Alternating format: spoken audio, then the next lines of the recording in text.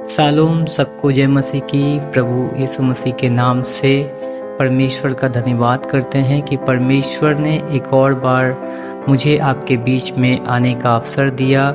परमेश्वर की स्तुति हो, परमेश्वर की बड़ाई हो। आप सब कैसे हैं मेरे प्रिय भाइयों और बहनों? मैं विश्वास करता हूं कि प्रभु में आप सब अच्छे हैं, प्रभु में आप सब बढ़ रहे हैं। हालेलुया।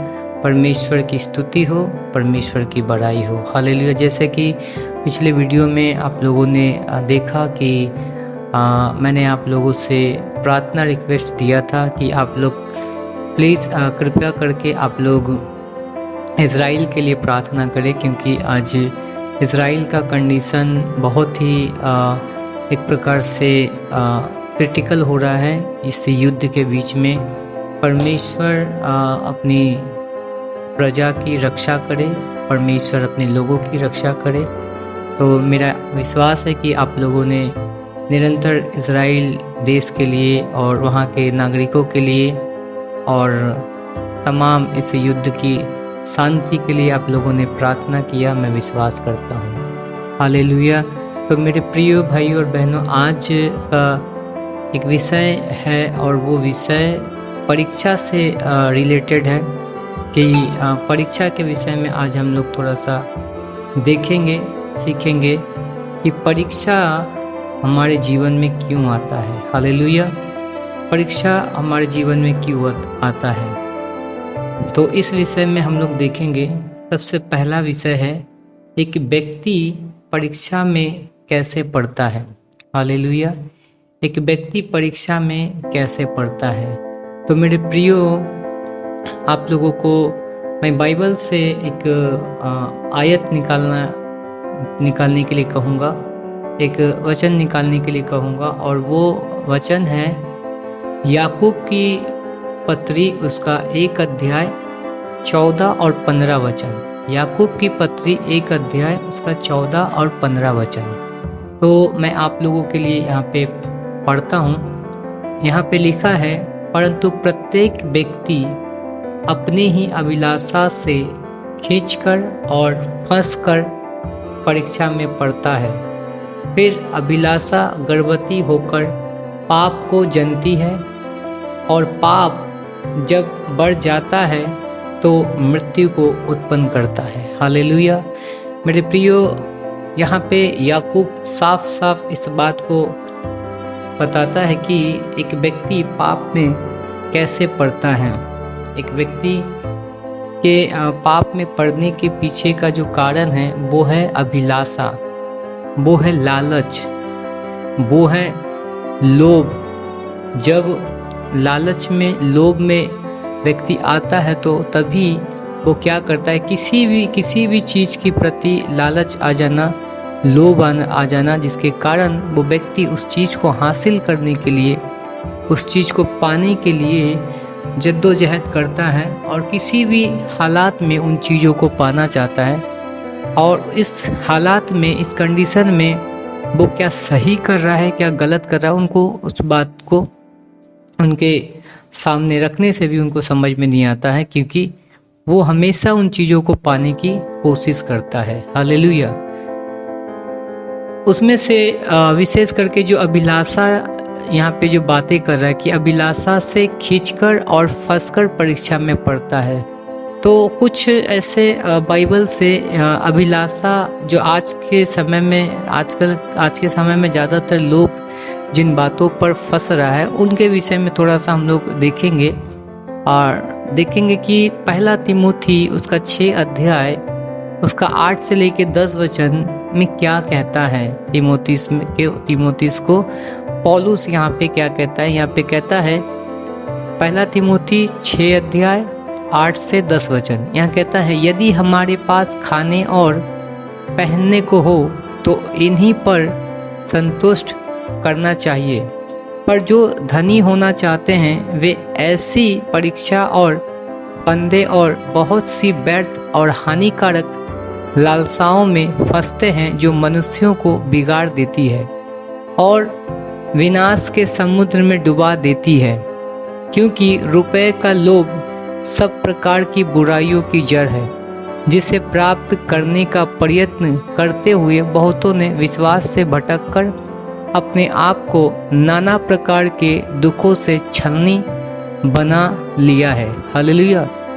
तो यहाँ पे हम साफ साफ देखते हैं जो पौलुस कहता है वचन 8 में कि यदि हमारे पास खाने पीने के लिए, पहनने के लिए है तो हमें उसी में संतुष्ट करना चाहिए, उसी में संतोष करना चाहिए, क्योंकि परमेश्वर इन सब चीज़ों को मुहैया कराता है अपने लोगों के लिए, अपने संतानों के लिए, अपने बच्चों के लिए। और यदि हम इससे बढ़कर रुपए के पीछे भागते हैं, पैसे के पीछे भागते हैं, तो कहीं ना कहीं हम बुराई में फंसेंगे। क्योंकि हम पैसे के पीछे तभी भागते हैं, इनसे क्या जुड़ा है कि जब हम किसी चीज़ के ऊपर में आकर्षित हो जाते हैं, जब हमें कुछ ऐसी चीज़ों पर मोह आ जाता है या लालच आ जाता है और उस चीज़ को पाने के लिए हमें पैसे की आवश्यकता होता है। जब हमारे पास पैसे रहेंगे तो हम उस चीज़ को ले सकते हैं, खरीद सकते हैं। आप लोगों को पता है कि एक कहावत है कि रुपया जो है उससे सब कुछ खरीदा जा सकता है, सब कुछ किया जा सकता है। इसीलिए पौलुस यहाँ कहता है कि रुपए का जो लोभ है ना, रुपए का लोभ सब प्रकार की बुराइयों का जड़ है, सब प्रकार की बुराइयों का जड़ है। आज रुपए से मनुष्य क्या कुछ नहीं कर सकता, ये बात सच है। लेकिन हम एक मसीह होने के नाते बाइबल हमें सिखाता है कि हमारे पास यदि खाने पीने के लिए और पहनने के लिए पर्याप्त है तो उससे ज़्यादा हमें लालच करना नहीं चाहिए। उससे उतना होने के बाद भी हमें रुपए के पीछे में नहीं भागना चाहिए। हालेलुया। और यदि हम रुपए के पीछे में ज़्यादा भागते हैं तो खतरा क्या है? खतरा है विश्वास से भटककर अपने आप को नाना प्रकार के दुखों से छलनी बना लेना। अगर हम इस प्रकार से, तो हमारा विश्वास में चोट होता है। जब हम इस तरह से कामों को करते हैं तो हमारा विश्वास डगमगाता है। हालेलुया। तो ऐसी पहले क्या है, अपने ही अभिलाषाओं से फंसकर खींचकर क्या होता है, बुराई में फंसता है, परीक्षा में पड़ता है। और कंडीशन क्या है? रुपए। आपको पता है ये तो सिर्फ एक बात है कि रुपए।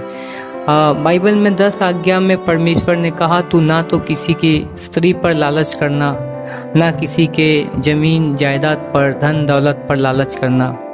इस तरह से लिखा गया है। आपको एक उदाहरण के तौर पर मैं बताना चाहूँगा कि जब दाऊद ने बतसेबा को देखा, ठीक है, तो बतसेबा के ऊपर वो मोहित हो गया, वो उसको पाना चाहता था, वो किसी भी हद तक वो उसको पाना चाहता था। और दाऊद एक राजा होने के नाते उसको हासिल भी किया। लेकिन जब दाऊद ने व्यभिचार किया, जब पाप किया, तो उसने उस पाप को छिपाने के लिए उसकी पति को ही मरवा दिया, जो उरिय्याह था, उसको ही मरवा दिया। लेकिन परमेश्वर के सामने कुछ छिपा नहीं है, सब कुछ खुला है। तो मेरे प्रियो, हमें ऐसी चीज़ों से बचना चाहिए जिससे कि हमारा विश्वास डगमगा जाता है, जिससे कि हम विश्वास से भटक सकते हैं। हालेलुया। इसलिए हमें ऐसी चीज़ों को अवॉइड करना चाहिए, ऐसे चीज़ों को छोड़ना चाहिए। और हमारे पास जितना है, परमेश्वर ने हमें जितना दिया है, आपको जितना दिया है, हमें उसी में संतोष करना चाहिए, उसी में संतुष्ट होकर हमें रहना चाहिए। तभी परमेश्वर क्या है, हमारी और भी हमें आशीष करेगा। ये तो पहला था कि मनुष्य किस रीति से पाप में पड़ता है या फिर परीक्षा में पड़ता है। दूसरा एक बात है, उसी में दूसरा एक बात है कि परीक्षा होने पर या परीक्षा में पढ़ने पर हम क्या करें। परीक्षा होने पर या परीक्षा में पढ़ने पर हम क्या करें, तो उसका बाइबल के अनुसार मैं कहूँगा, बाइबल में याकूब ही, यही याकूब साफ साफ कहा गया है कि यहाँ पर लिखा है, जब परीक्षा में हम पढ़ते हैं तो इसे आनंद की बात हमें समझना चाहिए। जब आपकी या हमारी परीक्षा होती है तो इस परीक्षा को आनंद की बात समझना चाहिए। याकूब कहता है। क्यों समझना चाहिए? आइए इसके विषय में हम लोग देखेंगे। याकूब की पत्री उसका 1 अध्याय 2 से लेकर 4 तक मैं पढ़ता हूँ आपके लिए। यहाँ लिखा है, हे मेरे भाइयों, जब तुम नाना प्रकार की परीक्षा में पढ़ो तो इसको पूरे आनंद की बात समझो, यह जानकर कि तुम्हारे विश्वास के परखे जाने से धीरज उत्पन्न होता है। पर धीरज को अपना पूरा काम करने दो कि तुम पूरे और सिद्ध हो जाओ और तुम में किसी बात की घटी ना हो। तो यहाँ पर पहली बात है कि जब हमारी परीक्षा होता है तो हमें आनंद की बात समझना चाहिए। क्यों? ताकि हमारा विश्वास जो है वो परखा जा रहा है और ताकि हम विश्वास में दृढ़ बने रहें, हम धीरज धरे रहें। जब हमारी परीक्षा होता है हमें संयम बरतना चाहिए, हमें धीरज के साथ रहना चाहिए, हमें प्रार्थना में रहना चाहिए, हमें लगातार परमेश्वर से प्रार्थना करना चाहिए ताकि परमेश्वर जो है वो हमारी आपकी रक्षा करे परीक्षा में, क्योंकि परीक्षा में स्थिर रहना बहुत जरूरी है। बाइबल भी यही याकूब की पत्री 1 अध्याय 12 वचन में कहता है, धन्य है वह मनुष्य जो परीक्षा में स्थिर रहता है। क्या कहता है? धन्य है वो मनुष्य जो परीक्षा में स्थिर रहता है, क्योंकि वह खड़ा निकलकर जीवन का वह मुकुट पाएगा जिसकी प्रतिज्ञा प्रभु ने अपने प्रेम रखने वालों से की है। तो बोलता है धन्य है वे, मतलब आशीषित है वे जो परीक्षा में स्थिर रहता है, क्योंकि वह खड़ा निकलकर, खड़ा यानी सच्चाई पर निकलकर वह जीवन का मुकुट पाएगा। तो हम चाहे जैसे भी परिस्थिति में क्यों ना पड़े, जैसे भी कंडीशन में, जैसे भी हालात में क्यों ना हो, परीक्षा के दौरान हमें क्या होना चाहिए? हमें स्थिर होना चाहिए। जब हम स्थिर रहेंगे तभी क्या होगा कि परमेश्वर जो प्रतिज्ञा किया है वो प्रतिज्ञा हमारे जीवन में, आशीष की प्रतिज्ञा जो है वो हम पाएंगे। हालेलुया। तो हमें परीक्षा में क्या होना चाहिए? स्थिर होना चाहिए। हमें परीक्षा, जब हमारी परीक्षा होता है तो पहला क्या है? हमें परीक्षा में आनंद की बात समझना चाहिए कि हाँ हमारी परीक्षा हो रहा है। और दूसरी बात है कि उसी दौरान हमें स्थिर भी रहना चाहिए कि हाँ परीक्षा में हम स्थिर हैं। और स्थिर तभी रह सकते हैं जब आपके जीवन में प्रार्थना होगा, जब आप निरंतर प्रार्थना में लगे रहेंगे, प्रार्थना करेंगे, तभी आप स्थिर बने रहेंगे। आपको डर नहीं आएगा कि हाँ इस परीक्षा में क्या होने वाला है, क्योंकि आपको एक विश्वास होगा कि परमेश्वर मेरे साथ है। आपको ये विश्वास होगा कि परमेश्वर मेरे साथ गलत नहीं करेगा। आपको एक विश्वास होगा कि परमेश्वर मेरे लिए उपाय करेगा। हालेलुया। और तीसरी बात जो है, प्रभु परीक्षा में आपकी सहायता करेगा, यानी कि परीक्षा में प्रभु हमारी सहायता करता है। वो कैसे? यदि हम इब्रानियों की पत्री 2 अध्याय 18 वचन में पढ़ते हैं तो वहाँ इस प्रकार से लिखा है, क्योंकि जब उसने परीक्षा की दशा में दुख उठाया तो वह उनकी भी सहायता कर सकता है जिनकी परीक्षा होती है। क्या बोलता है? कि उनकी भी सहायता कर सकती है जिनकी परीक्षा होता है। तो प्रभु आपकी सहायता करेगा जब आप परीक्षा में हैं। प्रभु हमारी सहायता करेगा जब हम परीक्षा में पढ़ते हैं। हालेलुया। तब हम देखते हैं परमेश्वर की आशीष को। क्योंकि मैं एक वचन और पढ़ना चाहूँगा आप लोगों के लिए, जो कि है 1 कुरिन्थियों 10 अध्याय 13 वचन। यहाँ पे लिखा है, तुम किसी ऐसी परीक्षा में नहीं पड़े जो मनुष्य के सहने से बाहर है, और परमेश्वर सच्चा है, वह तुम्हें सामर्थ्य से बाहर परीक्षा में ना पढ़ने देगा, वरन परीक्षा के साथ निकास भी करेगा कि तुम सह सको। तो यहाँ क्या है? परमेश्वर हमें और आपकी ऐसी परीक्षा में नहीं डालता है जिसको हम सह ना सके या उस परीक्षा को बर्दाश्त ना कर सके। लेकिन परमेश्वर परीक्षा जब करता है या परीक्षा में जब हम पढ़ते हैं तो परमेश्वर उस परीक्षा को सहने का ताकत देता है, उस परीक्षा को झेलने का ताकत देता है, उस परीक्षा में हमें स्थिर बने रहने का ताकत देता है, उस परीक्षा में हमें परीक्षा को पार कर यानी परीक्षा में विजय होकर आगे बढ़ने की सामर्थ्य देता है। हालेलुया। क्योंकि हमारा परमेश्वर जो है वो सामर्थी परमेश्वर है। आप सोचिए, वो परमेश्वर जो एलिय्याह के एलिय्याह के दिनों में जब एलिय्याह ने भविष्यवाणी किया कि मेरे बिना कहे बारिश नहीं होगा 3 बरस, उस परमेश्वर ने एलिय्याह को कौवे के द्वारा उसे भोजन कराया। उसी अकाल के दौरान परमेश्वर ने एलिय्याह को उस विधवा के घर में उस विधवा के द्वारा भोजन कराया। हालेलुया। वो परमेश्वर जो इज़राइल को मिस्र से निकाल कर जंगल में लाया, उन्हें आकाश से मन्ना बरसाया, उन्हें खाने के लिए जो मांसाहारी जो हम कहते हैं, उन्हें बेतहाशा भोजन दिया। हालेलुया। वो परमेश्वर है, वो परमेश्वर आपके साथ है, वो परमेश्वर हमारे साथ है। तो हमें घबराने की कोई बात नहीं चाहिए, हमें घबराना नहीं चाहिए, हमें परेशान होना नहीं चाहिए, बल्कि हमें क्या करना चाहिए, हमें परमेश्वर पर विश्वास करना चाहिए। परीक्षा में हमें स्थिर रहना चाहिए।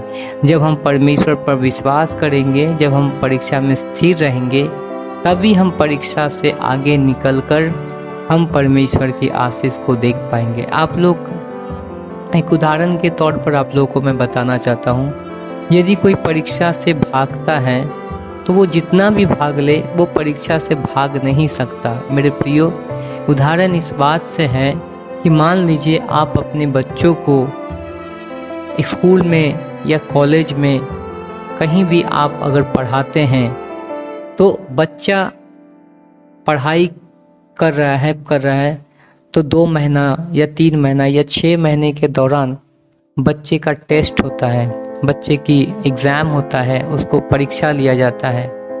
क्यों? ताकि कितना डेवलप हुआ है बच्चा कितना आगे बढ़ा है। और अंतिम जब फाइनल एग्ज़ाम होता है, वो एग्ज़ाम डिसाइड करता है कि बच्चे आगे बढ़ पाएंगे या फिर यहीं पे स्टॉप हो जाएंगे। मेरा कहने का मतलब है कि बच्चा एक क्लास से दूसरी क्लास में तभी जा सकता है जब वो एग्ज़ाम में पास होगा, जब वो परीक्षा में पास होगा। और मेरे प्रियो, आप लोगों को पता है, जो माता पिता अपने बच्चों के पीछे, विशेष करके पढ़ाई के पीछे जितना खर्च करता है, वो माता पिता, उसके बच्चे अगर फेल हो जाते हैं तो उसके माता पिता को कितना दुख होता है। सोचिए, आज यदि आप और हम परीक्षा में, एग्ज़ाम में फेल हो जाते हैं तो परमेश्वर क्या दुखी नहीं होंगे?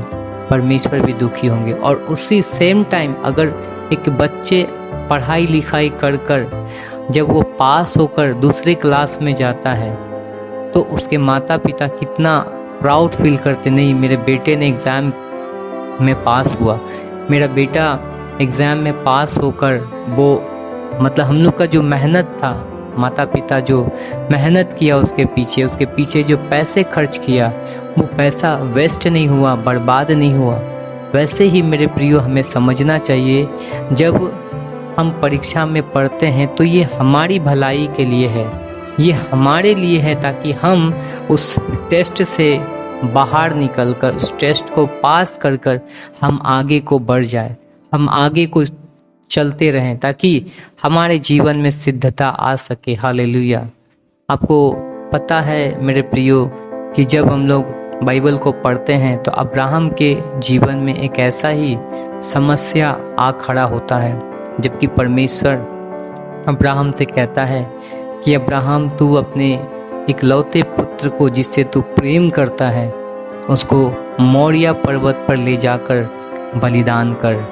सोचिए, अब्राहम, एक तो उनका बुढ़ापा में एक बेटा हुआ, अपना बेटा हुआ करीबन 100 साल में, जिस परमेश्वर ने उस पुत्र को दिया, उसी परमेश्वर ने लगभग 11-12 वर्ष या 15 इसी के आसपास होगा, जब इसहाक का एज था, जब इसहाक का उम्र था, उसी परमेश्वर ने अब्राहम से कहा कि तू अपने इकलौते प्रिय पुत्र को बलिदान कर।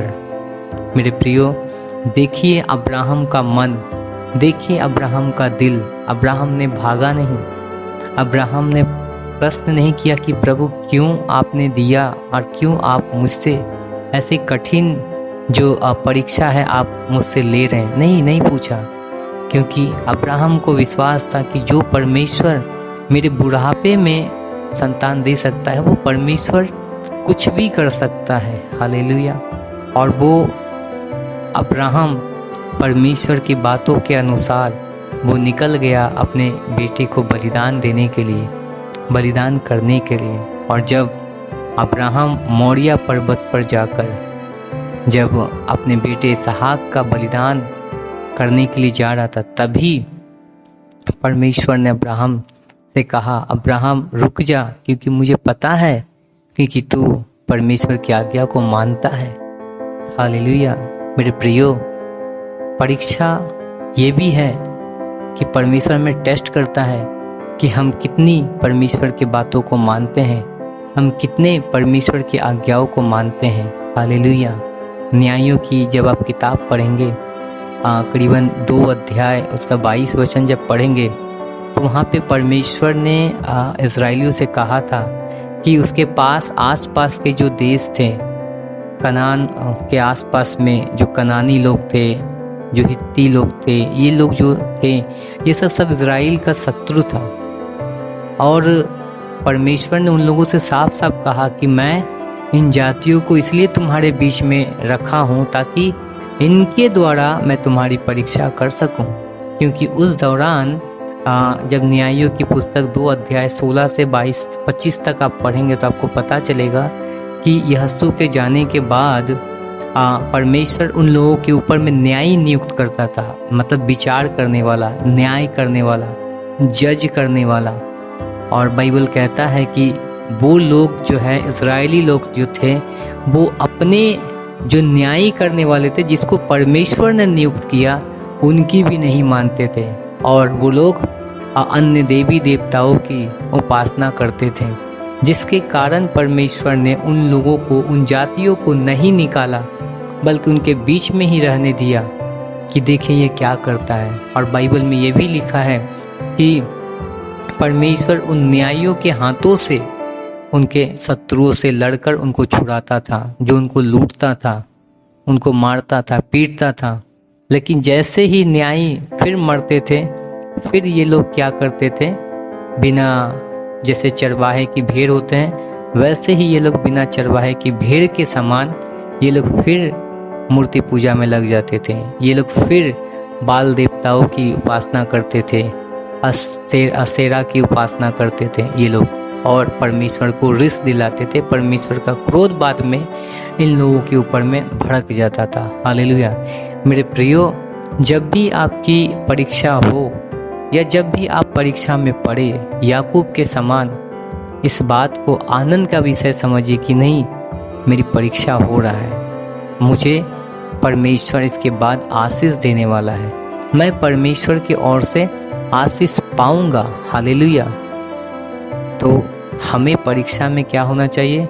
आनंद होना चाहिए। हमें परीक्षा में स्थिर होना चाहिए। और सबसे बड़ी बात, जो हमारे पास है, जो आपके पास है, परमेश्वर ने आपको जितना कुछ दिया है, परमेश्वर ने मुझे जितना दिया है, उसी में हमें संतुष्ट रहना चाहिए, उसी में हमें खुश रहना चाहिए, ताकि परमेश्वर हमें उचित समय पर बढ़ाएंगे। यदि हम अपनी बुद्धि का इस्तेमाल करेंगे कि नहीं, मुझे और संपत्ति चाहिए, मुझे और पैसे चाहिए, मुझे और ये चाहिए और वो चाहिए, उस हालत में क्या होगा? हम पाप में पड़ जाएंगे। हम परीक्षा में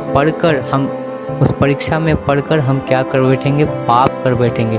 और बाइबल साफ साफ कहता है मेरे प्रियो कि पाप की मजदूरी मृत्यु है।